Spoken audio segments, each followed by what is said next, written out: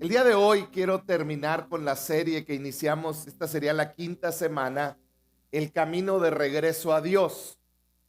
Ah, Iniciamos con una frase que yo espero y te lleves en el corazón y es, no es lo mismo conocer de Dios a conocer a Dios. No es lo mismo conocer de alguien que íntimamente conocerlo.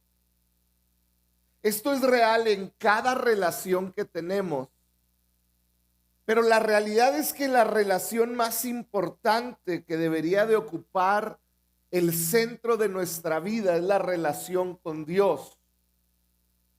Y en nuestra relación con Dios no podemos conformar nuestra vida o conformarnos a conocer de Él. Él es así, o cosas que escuchamos. Tenemos que conocerlo a Él. Y ese es el gran reto del creyente.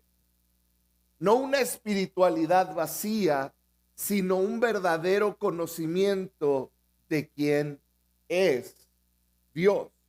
¿Por qué vimos esto? Porque hemos visto que a lo largo de los años Dios se ha convertido en un accesorio del cristiano.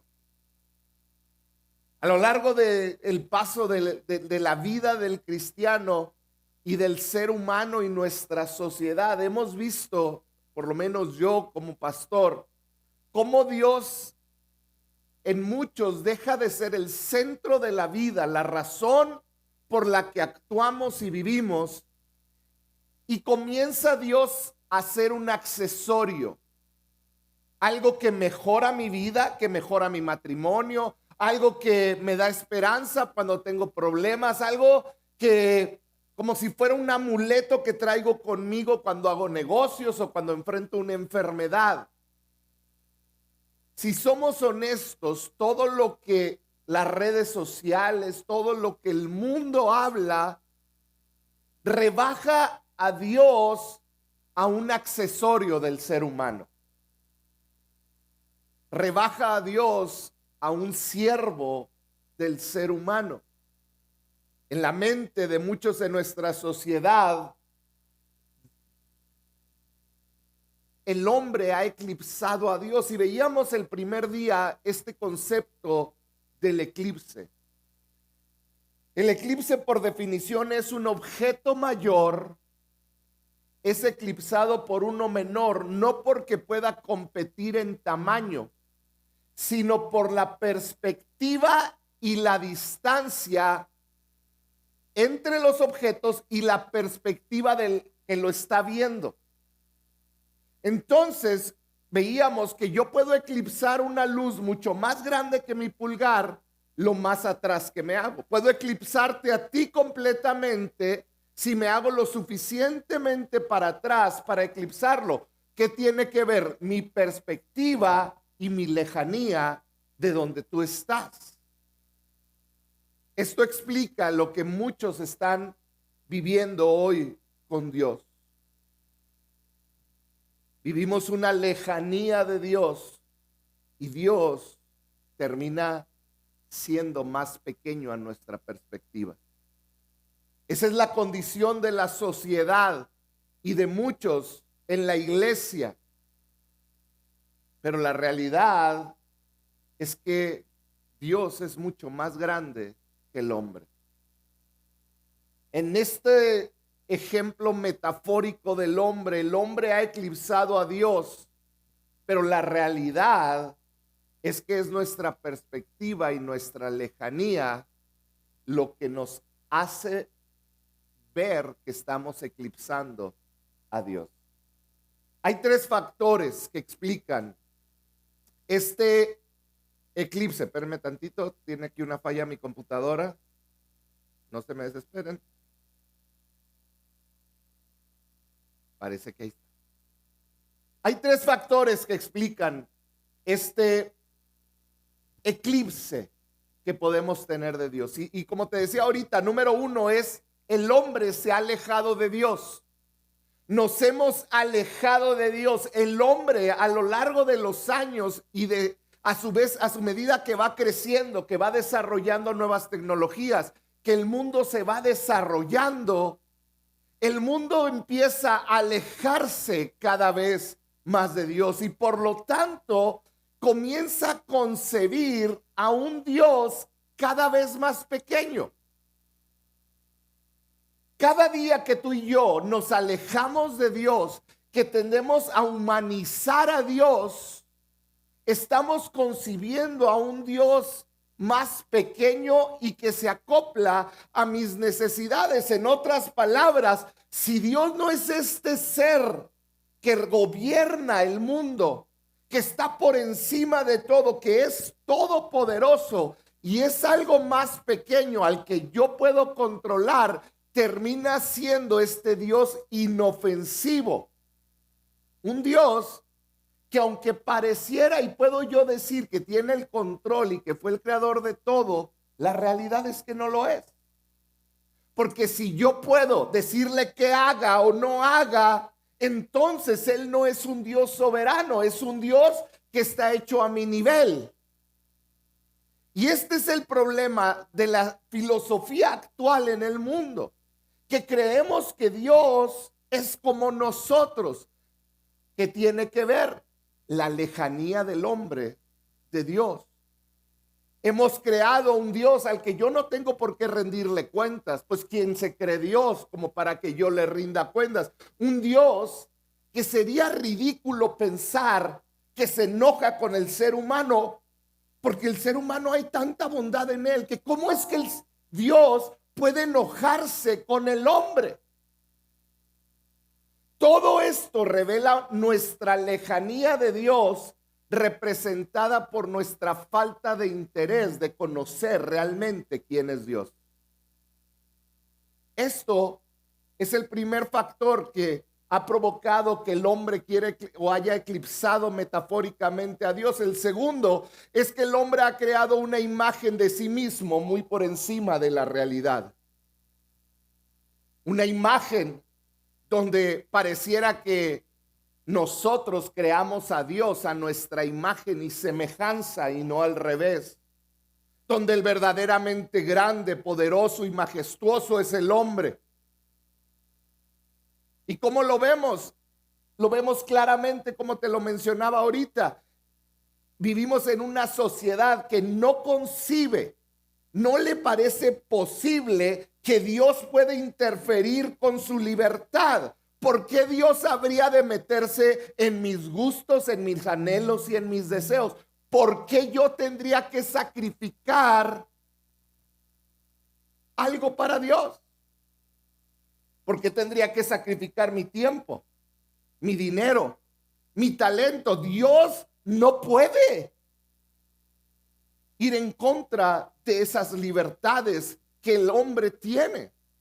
Y número 3, tristemente hemos seleccionado partes de la palabra que se amoldan a lo que queremos.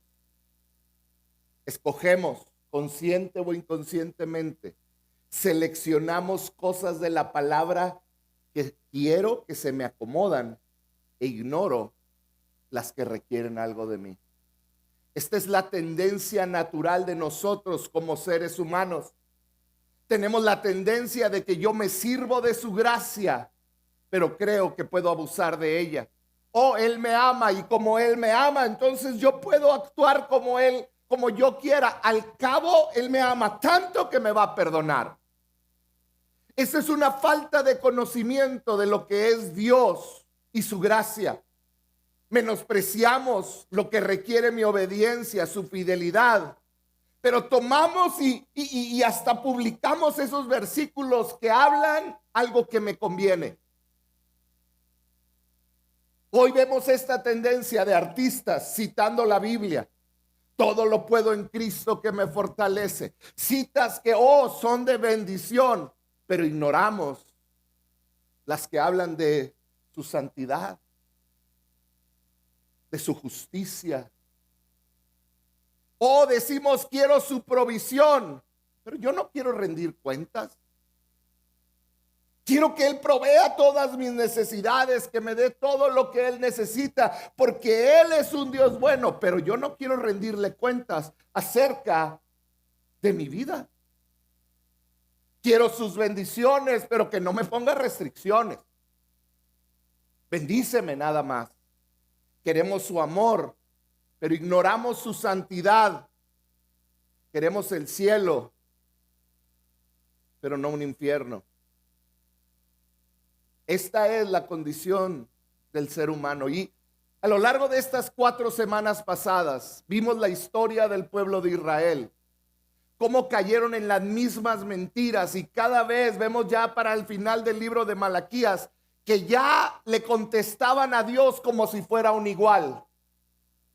Vemos los primeros 3 capítulos de Malaquías, los vimos aquí, cómo Dios los confrontaba con algo y ellos se sentían con el derecho de responderle y decirle: ¿en qué te hemos fallado? No es cierto eso que estás diciendo. Y Dios en su paciencia les respondía. Vemos cómo el pueblo de Israel se cegaba en su pecado, en su orgullo y en su vanidad. Y Dios constantemente les decía: arrepiéntete, vuelve a casa, vuelve a mí.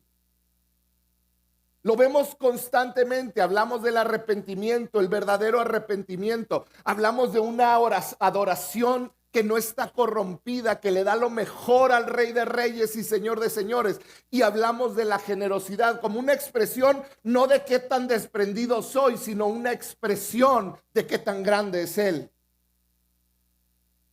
Cada semana veíamos esta palabra de Dios: vuelve, regresa a Dios. Y sigue siendo lo que Dios nos está diciendo. Hoy quiero cerrar un círculo, porque esta serie espero te anime a 3 cosas. Número 1, a examinar tu vida, a ver dentro de ti y preguntarle: Dios, ¿qué son esas áreas que yo he permitido que se alejen de ti? Donde yo he formado un Dios a mi manera, donde me siento con la capacidad de eclipsarte por mi lejanía. Examinar tu vida. Número 2, retornar de tus malos caminos. Y número 3, buscar a Dios mientras pueda ser hallado. Fíjate lo que dice Malaquías 3:7. Vuelvan a mí. Y Dios hace esta promesa que creo sigue vigente hasta el día de hoy por la obra de Cristo en la cruz. Dice: y yo volveré a ustedes. Yo volveré a ustedes. El libro de Malaquías es el único libro, es la frontera entre el Antiguo Testamento y el Nuevo Testamento. Después del libro de Malaquías hay lo que se conoce teológicamente como 400 años de silencio de Dios. Después de esas palabras a Malaquías, hay 400 años donde Dios no levantó profeta, no mandó palabra de Dios por medio de nadie. Hubo un silencio total de Dios hasta que llegó Juan el Bautista. 400 años de silencio hasta la llegada de Juan el Bautista, pregonando la venida del Mesías de Jesús, la llegada de Jesucristo, su vida en esta tierra, su ministerio, posteriormente su muerte, su resurrección, su ascensión al cielo, y 50 días después el Pentecostés, cuando es derramado el Espíritu Santo. Ahí inició la primer iglesia. Y esto nos lleva a cerrar el círculo. Porque hoy, al igual que en aquel tiempo, encontramos que la iglesia ha permanecido por siglos. La iglesia ha perdurado como parte de la promesa de Jesucristo en Mateo 16:18, que dijo: la iglesia va a prevalecer, aún ni las puertas del infierno van a poder destruirla. Y la iglesia sigue firme hasta el día de hoy, pero tenemos que ser honestos. Y tenemos que ser inteligentes y sabios. La iglesia está bajo un ataque desde hace muchos años. Nuestra cultura actual, las ideologías que se escuchan, constantemente están tratando de quitarle valor a la iglesia. Y como seguidores de Jesús, hemos caído en esa trampa. Hemos creído que la iglesia es simplemente venir un domingo para que Dios esté tranquilo conmigo, para tener paz con Dios. Estamos enfrentando tiempos difíciles, pero la iglesia va a prevalecer. La iglesia va a prevalecer. Y hoy me quiero enfocar estos siguientes minutos que tengo en unas palabras que Dios le dio a Timoteo. Pablo le dio a Timoteo, inspirado por el Espíritu Santo. Timoteo era este hijo espiritual que amaba, que estaba pastoreando una iglesia. Y Pablo le dice a Timoteo, estos vienen los tiempos finales, comienza a hablar de los tiempos finales. Y Pablo le dice, mira, Pablo no le dice va a haber guerras, no le dice va a haber rumores de guerras, le dice va a haber desastres naturales, no le dice otras cosas. Fíjate lo que Pablo se enfoca y le dice. Le dice, vienen los tiempos finales y los vas a reconocer por la corrupción moral de las personas. ¿Cuál era una señal clave de los tiempos finales? La corrupción moral de las personas. Estamos llegando a unos niveles de corrupción moral nunca vistos. Pablo describe a estas personas que vivirían en los tiempos finales. Y fíjate, dos características. Y yo quiero que el Espíritu Santo comience a hablarte. Dice, serán personas los que vivirán en los tiempos finales, una sociedad que no cree en la autoridad. Y número dos, que están centrados en sí mismos. Dos cosas. Ya se me adelantaron, pero bueno, vamos a leerlo. Segunda de Timoteo 3, 1 al 5. Pon mucha atención porque esto es clave. Dice, en los tiempos finales, dice Pablo a Timoteo, habrá gente, ¿qué es lo que dice lo primero? Gente ¿qué? Egoísta. Estoy poniendo la traducción del lenguaje actual. A un ladito viene la Nueva Traducción Viviente, cómo lo traduce la palabra en el griego.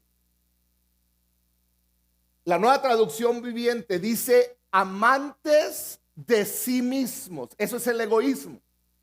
Yo me pongo a mí primero, yo soy primero, que nadie perturbe mi paz, yo tengo que ver por mi bienestar económico. Amantes de sí mismos.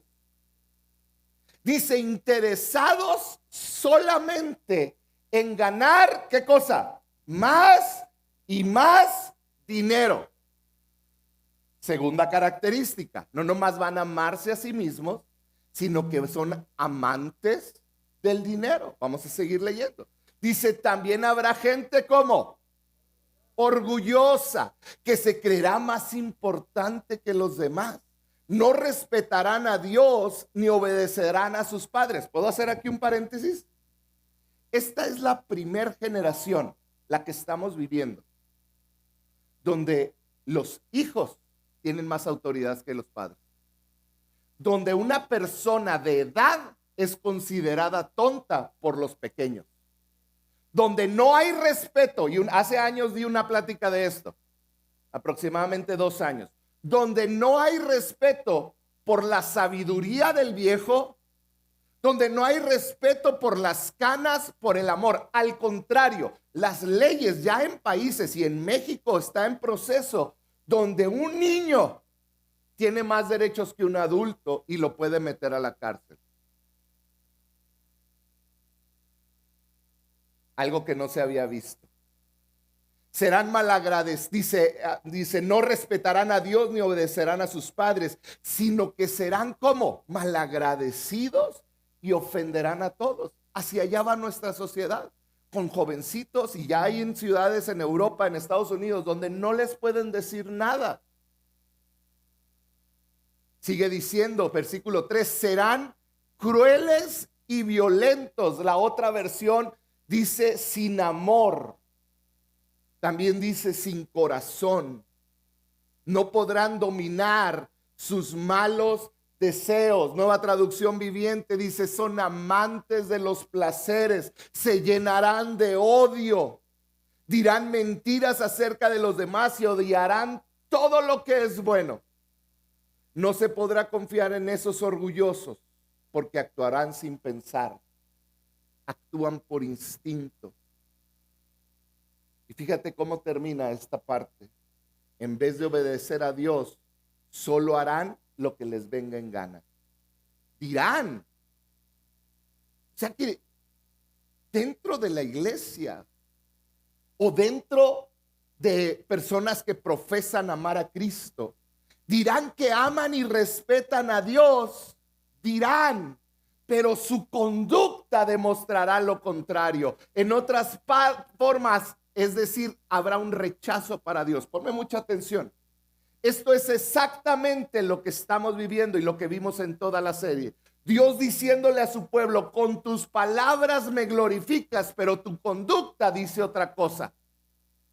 Y todo el tiempo que estuvimos estudiando Malaquías, el pueblo decía, ¿en qué lo hemos hecho? Y Dios les respondía, yo espero ya hayas tenido oídos para escuchar lo que Dios estaba hablando. Hoy más que nunca podemos ver estas características en nuestra sociedad y debe de abrir nuestros ojos y nosotros como creyentes no ser parte de esto. Ese es el corazón de lo que yo te he querido decir estas últimas 5 semanas. No podemos echar en saco roto cada advertencia que Dios ha dejado en la palabra y que ha puesto en mi corazón compartir. No podemos echarlo en saco roto. Ahora, ¿cómo le hacemos para vivir fortalecidos en estos tiempos? Hay una sola manera, iglesia. Y es estar bien, conocer correctamente el carácter de Dios. Tenemos que conocer el carácter de Dios, no de una manera intelectual solamente, sino que ese intelecto se vaya al corazón y de ahí partan nuestras acciones. Esa es la tarea que tenemos. Entonces, ¿qué nos hace falta? Te voy a decir algunas cosas que nos hace falta afianzar en nuestra vida. Nos hace falta más confianza en la providencia de Dios. ¿Cuántos dicen amén? ¿Cuántos no saben qué quiere decir providencia de Dios? También digan amén. Es una palabra que no utilizamos mucho, aunque di toda una serie de Ruth hace un año, yo creo. ¿Qué es la providencia de Dios? Tenemos que tener confianza en que Dios tiene que ver en cada cosa que enfrentamos en esta vida. En otras palabras, que Dios está en control del mundo y que Él mueve sus piezas. Tiene que ver con la forma que Él ordena los acontecimientos de la historia para llevar a cabo sus propósitos. Tiene que ver con que no sucede nada. ¿Estás aquí conmigo? No sucede nada en tu vida, en el mundo, en el país, sin que Dios esté preparando algo. Quiere decir que cuando Dios te hizo perder un trabajo o perdiste un trabajo, o cuando Dios te dio un nuevo trabajo y no entiendes por qué, quiere decir que Dios en su providencia tiene planeado algo en la cual tú vas a ser de bendición para alguien más. Tiene que ver con que nada es obra de la casualidad. Es Dios obrando para cumplir su propósito. Por eso, parafraseando Isaías 46:11, Dios no solo es el arquitecto de la historia, es el ejecutor de la historia. Amén. ¿Puedes creer que aún lo difícil que estás viviendo? Ayer Karim me compartió, escuché tantito con las mujeres, momentos dolorosos que ella vivió.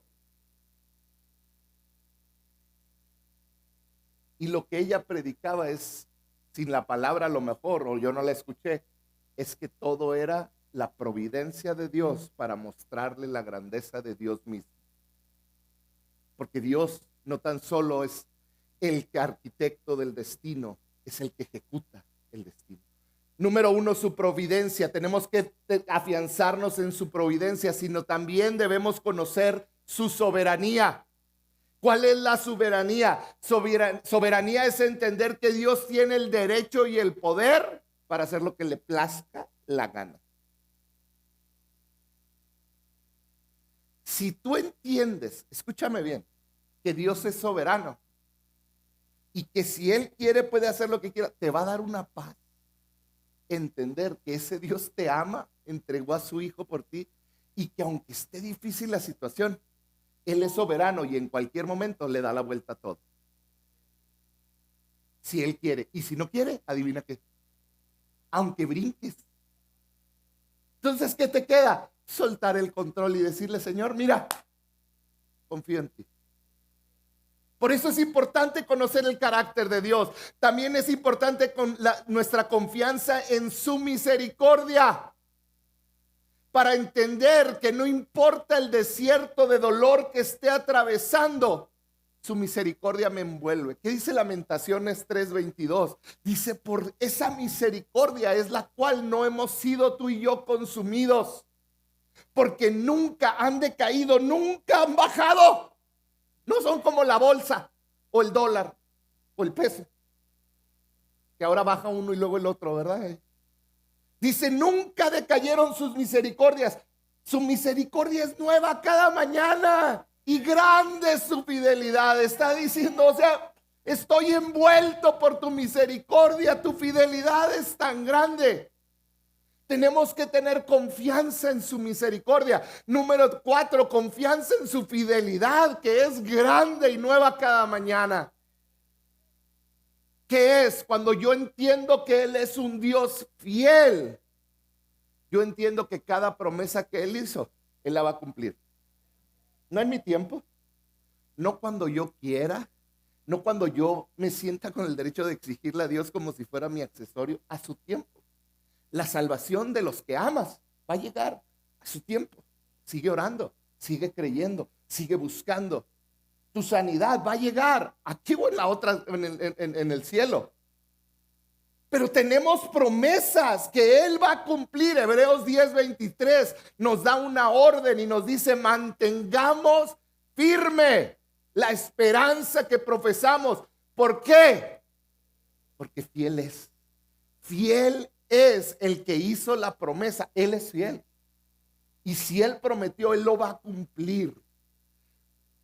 También confianza en su gracia, porque es su gracia la que nos sostiene en medio de la adversidad. Mira, gracia no tan solo es que Él me perdona y me da algo que no merezco.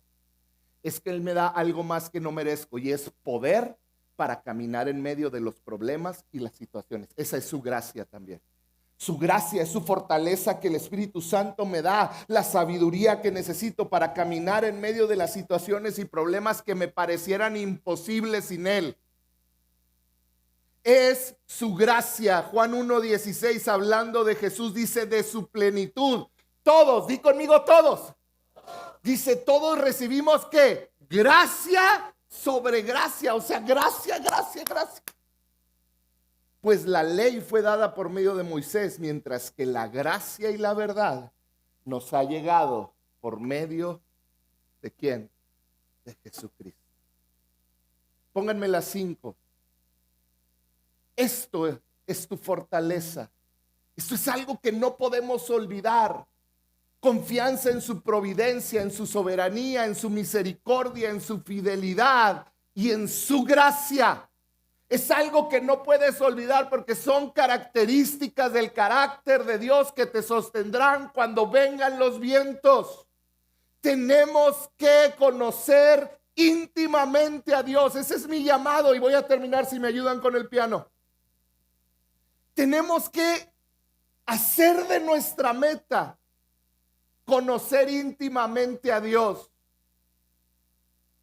aprovechando cada oportunidad. Y cada oportunidad es nueva cada mañana. Y necesitamos buscar esa intimidad. Cuando tú entiendes cada atributo de Dios, transforma tu vida. Cuando tú entiendes cada atributo que tiene nuestro Dios, va a transformar cómo enfrentas las situaciones, los problemas, las alegrías. Cuando tú entiendes que Él es eterno, y podemos cantarlo, pero cuando entendemos que Él es eterno, nos silencia y nos deja ver cuán efímera es la vida de este lado. En otras palabras, cuando tú entiendes que Él es eterno, te das cuenta que tu vida es pasajera y que vale la pena confiar en el eterno. Cuando tú entiendes su santidad, te va a mostrar tu necesidad. Déjame lo digo otra vez. Va a mostrar tu profunda necesidad de su gracia. Cuando tú entiendes que Él es santo, tú entiendes que cada error que cometes te hace merecedor a la muerte. Cuando tú entiendes su santidad, tú entiendes que no estás en posición de exigirle a Dios. Cuando tú entiendes su santidad, Él deja de ser un accesorio y comienza a ser el que dirige y marca el ritmo de tu vida. Cuando tú entiendes su santidad, entiendes que estás vivo por su misericordia y que es solo gracias a Él que tienes lo que tienes, que eres lo que eres, te cambia la perspectiva. Cuando tú entiendes su soberanía, debe de traer paz, te aquieta. Y vas a descubrir que preocuparte no tiene sentido, porque el que gobierna sigue sentado en el trono. Cuando tú entiendes que Él es sabio, te va a asombrar. ¿Y sabes qué va a hacer? Te va a hacer ver que no eres tan inteligente como lo crees. Y te va a ayudar a tomar tu posición y no ser orgulloso o orgulloso. Cuando tú entiendes su poder, vas a entender qué tan frágil eres. Y vas a entender por qué un ser tan frágil puede caminar seguro en medio de un pozo lleno de leones. Cuando tú entiendes su poder. Cuando tú entiendes su poder, vas a entender por qué los cristianos podemos caminar con la frente en alto, aún en medio del dolor. Cuando tú entiendes su amor, no va a haber otra cosa que te haga sentir más seguro. Pueden dejarte papá y mamá, lo más cercano que tenemos. Puede dejarte tu esposo o tu esposa. Puede dejarte el mundo entero.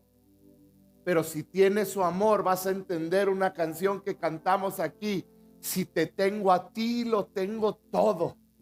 Mi amado, mi tesoro. Entender sus atributos. Cuando tú entiendes su fidelidad, vas a tener paz en medio de tus problemas. Vas a reconocer que Él es fiel. Cuando tú entiendes su gracia, vas a entender que puedes ser fortalecido en medio de tu debilidad. Cuando entiendes su paciencia, vas a saber que puedes ser paciente con otros, como el Creador ha sido paciente contigo. Y cuando entiendas el celo de Dios por su palabra y su pueblo, vas a descansar seguro, sabiendo que debajo de sus alas puedes descansar. Qué increíble es vivir bajo el abrigo de Dios. Termino con esto.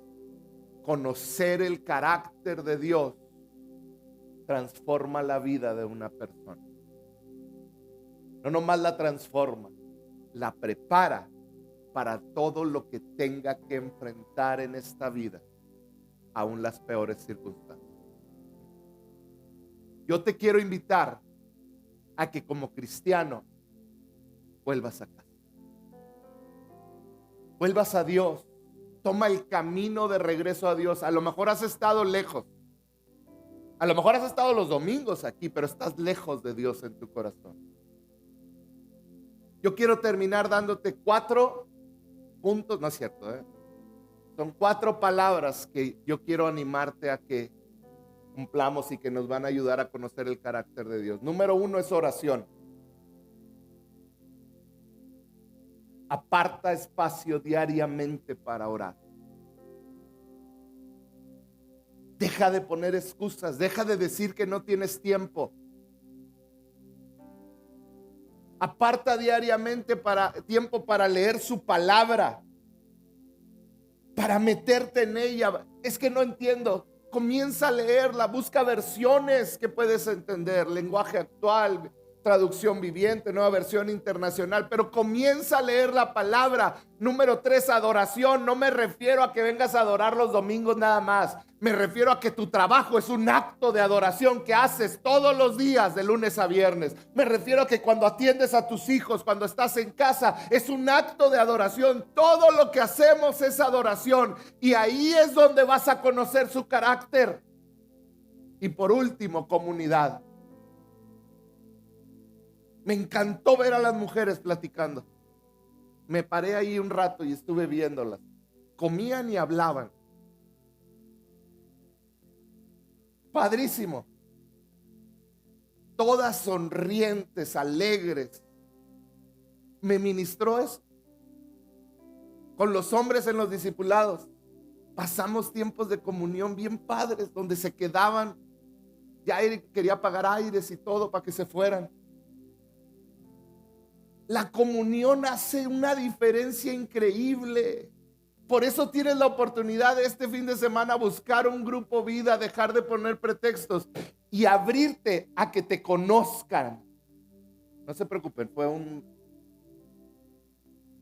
mueble. Pero tienes la oportunidad de ser parte de un equipo de comunidad. Busca un grupo vida. Oración, palabra, adoración y comunidad. Vas a ser fortalecido, vas a conocer su carácter y vas a poder volver cada vez que te alejes. Vas a poder estar seguro en Dios. ¿Por qué no cierras tus ojos?